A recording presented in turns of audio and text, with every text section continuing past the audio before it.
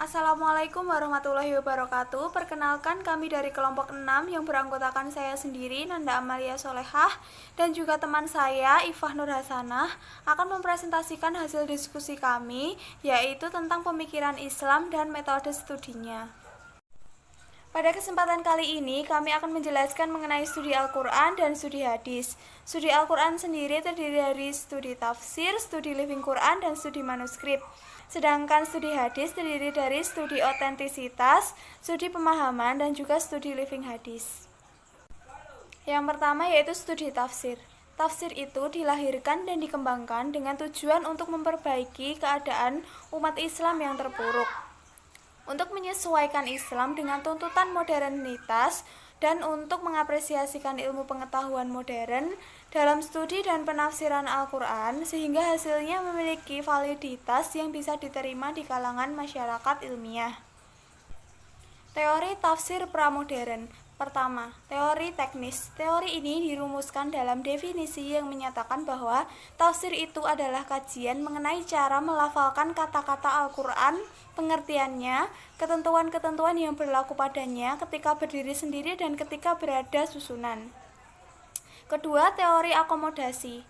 Teori ini dirumuskan dalam definisi yang menyatakan bahwa tafsir itu adalah untuk kajian untuk menjelaskan Al-Quran sesuai dengan kemampuan manusia. Yang ketiga, teori takwil. Teori ini diketahui ada dari praktek yang dilakukan oleh banyak penafsir dan dari ungkapan sebagian dari mereka. Di antara ungkapan yang secara gamblang menunjukkan teori itu adalah pernyataan Al-Kharqi, seorang tokoh mazhab Hanafi.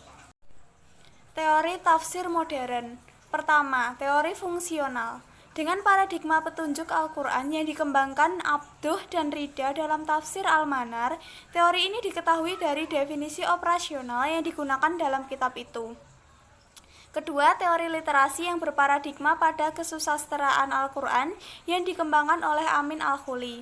Teori ini jelas dinyatakan dalam definisi tafsir yang dikemukakan dalam pernyataannya bahwa tafsir itu adalah studi kesusasteraan atau tentang Al-Quran yang benar metodenya, lengkap aspek dan sistematis pembagiannya. Studi living Quran. Ditinjau dari segi bahasa, living Quran adalah gabungan dari dua kata yang berbeda, yaitu living yang berarti hidup dan Quran, yaitu kitab suci umat Islam. Secara sederhana, istilah living Quran bisa diartikan dengan teks Al-Quran yang hidup di masyarakat. Jika ditelistik secara historis, praktek memperlakukan Al-Quran, surat-surat atau ayat-ayat tertentu di dalam Al-Quran untuk kehidupan praktis umat, pada hakikatnya sudah terjadi sejak masa awal Islam, yakni pada masa Rasulullah SAW. Sejarah mencatat Nabi Muhammad dan para sahabat pernah melakukan praktek ruqyah, yaitu mengobati dirinya sendiri dan juga orang lain yang menderita sakit dengan membacakan ayat-ayat tertentu di dalam Al-Quran. Hal ini didasarkan atas sebuah hadis sahih yang diriwayatkan oleh Imam Al-Bukhari dalam Sahih Al-Bukhari. Dari Aisyah RA berkata bahwa Nabi Muhammad pernah membaca surat Al-Mu'awwidhatain, yaitu surat Al-Falaq dan An-Nas, ketika beliau sedang sakit sebelum wafatnya. Dari keterangan riwayat hadis di atas menunjukkan bahwa praktek interaksi umat Islam dengan Al-Quran, bahkan sejak masa awal Islam, di mana Nabi Muhammad masih hadir di tengah-tengah umat, tidak sebatas pada pemahaman teks semata, tetapi sudah menyentuh aspek yang sama sekali di luar teks. Metode penelitian living Quran. Dalam ranah penelitian living Quran ini, metode observasi memegang peranan yang sangat penting, yang akan mengembangkan gambaran situasi real yang ada di lapangan. Lalu metode wawancara. Dalam penelitian living Quran adalah sesuatu yang niscaya. Seorang peneliti tidak akan mendapatkan data yang akurat dari sumber utamanya jika dalam penelitian tidak dilakukan wawancara pada suatu komunitas tertentu. Kemudian metode dokumentasi merupakan suatu pengumpulan data dengan menghimpun dan menganalisis dokumen-dokumen, baik dokumen tertulis, gambar, maupun elektronik. Studi manuskrip. Naskah atau manuskrip merupakan salah satu sumber primer yang paling otentik, yang dapat mendekatkan jarak antara masa lalu dan masa kini. Fungsi dari manuskrip Islam ini pertama, naskah-naskah ini mengandung informasi yang sangat lengkap sehingga bermanfaat untuk menjaga kesinambungan peradaban Islam. Kedua, berisi kajian keagamaan yang bersumber dari karya para sahabat di masa Rasul, sehingga bermanfaat untuk menjaga dan mengembangkan otentitas ajaran Islam di masa mendatang. Ketiga, berisi tentang pemahaman terkait pemerintahan pada saat itu dan masih banyak yang lainnya. Nah, untuk materi yang selanjutnya yaitu mengenai studi otentisitas hadis. Telah dimaklumi bahwa ketika membahas hadis, maka akan dimuat dua bagian, yaitu isnad sebagai mata rantai para perawi dan matan yaitu teks atau lafaz hadis. Kedua bagian ini sama pentingnya bagi para ahli dan juga para sarjana barat, karena hal itu dijadikan sebagai legitimasi hukum dalam kehidupan masyarakat muslim. Para sarjana barat yang notabene-nya skeptis terhadap hadis mencoba mengkaji, meneliti, dan mengkritisinya. Diskursus tentang otentisitas hadis merupakan salah satu hal yang sangat krusial dan kontroversial dalam studi hadis kontemporer. Hal ini boleh jadi disebabkan oleh adanya suatu asumsi bahwa hadis Nabi Shallallahu Alaihi Wasallam secara normatif, teologis tidak ada garansi dari Allah Subhanahu Wa Taala. Di samping itu, problem otentisitas hadis dipandang sangat signifikan dan sangat penting karena erat kaitannya dengan pandangan teologis mayoritas umat Islam yang menjadikan hadis Nabi Shallallahu Alaihi Wasallam sebagai sumber ajaran pokok kedua setelah Al-Quran.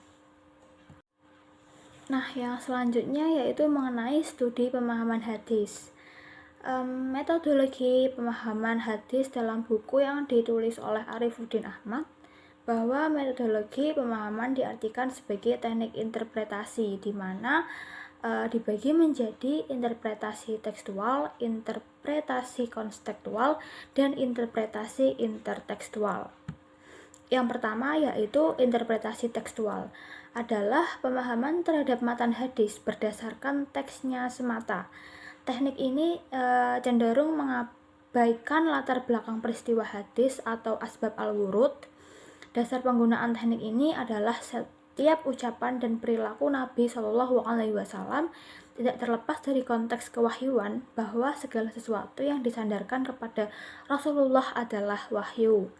Kemudian yang kedua yaitu interpretasi konstekstual, adalah pemahaman terhadap matan hadis dengan memperhatikan asbab al-wurud yang dihubungkan dengan konteks kekinian.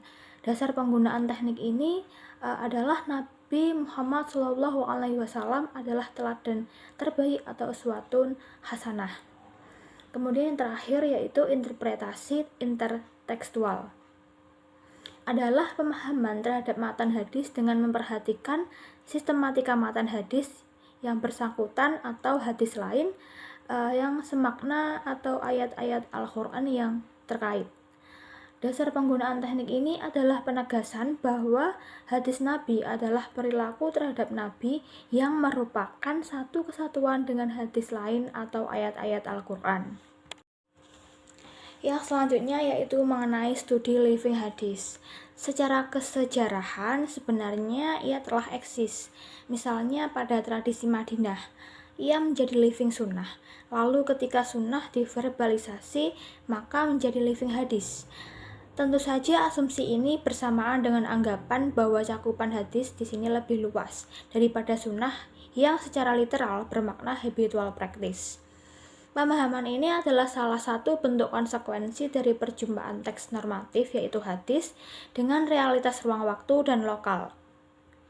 Di kemudian hari, kajian living hadis bertitik tolak dari praktek yaitu menjadi konteks, fokus kepada praktek di masyarakat yang diilhami oleh teks hadis. Sampai pada titik ini, kajian hadis ini tidak dapat terwakili baik dalam ma'anil hadis maupun fahmil hadis. Baik, untuk yang terakhir yaitu mengenai kesimpulan. Dari penjelasan yang sudah ada dalam makalah ini, dapat kita ambil kesimpulan bahwa arti agama dan religi mempunyai pengertian yang sama, dan juga studi Islam mempunyai asal-usul dan pertumbuhan. Studi Islam sangatlah dibutuhkan pada masa sekarang. Tujuan studi Islam adalah untuk memahami dan mendalami serta membahas ajaran-ajaran Islam sebagai wacana ilmiah yang dapat diterima oleh berbagai kalangan. Aspek-aspek sasaran studi Islam yaitu aspek keagamaan dan aspek sasaran keilmuan. Di antara studi Islam yaitu studi Al-Quran dan studi hadis yang sama dibutuhkan pada masa sekarang. Baiklah, sekian presentasi dari kelompok 6. Mohon maaf bila ada salah kata dari kami presenter. Kami mohon maaf. Wabillahi taufiq wal hidayah. Wassalamualaikum warahmatullahi wabarakatuh.